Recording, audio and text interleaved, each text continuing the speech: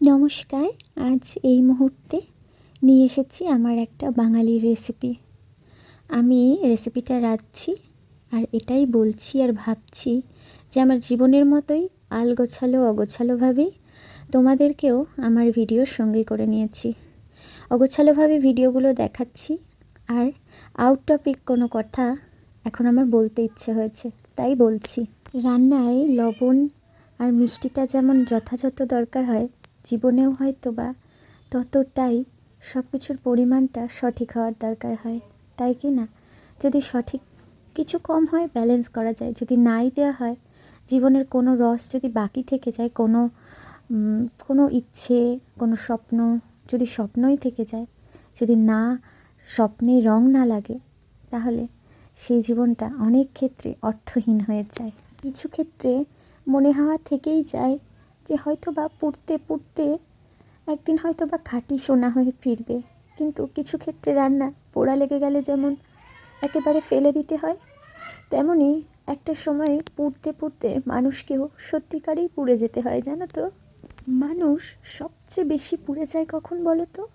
অবহেলা আর অপ্রেমে। অবহেলা আর অপ্রেমে পুড়ে গেলে মানুষ আর উঠে দাঁড়াতে খুব কম পারে। অপ্রাপ্তির অন্ধকারে হেঁটে চলতে হয় ঠিকই, কিন্তু আলটিমেটলি কখনো কখনো পথও যেন থেমে যায়, পায়ে আটকে যায়, আর পথ খুঁজে পাওয়া যায় না।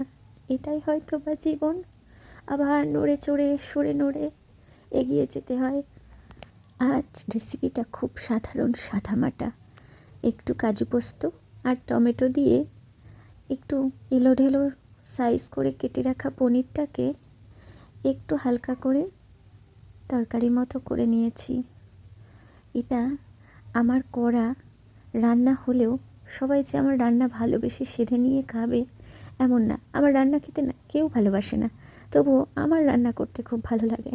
একটা সময়ের পর আমি নিজেই বুঝেছি আমি নিজের রান্নাকে নিজেই ভালোবাসি, আর সারা জীবন বাসবো। কেন বাসবো না বলো? আমাকে কেউ ভালো না বাসলে আমি নিজেকে ভালোবাসবো না, তা তো হতে পারে না। সেই রকমই আমার রান্না কেউ না খেলেও আমি নিজে খেয়ে সন্তুষ্টি পাই।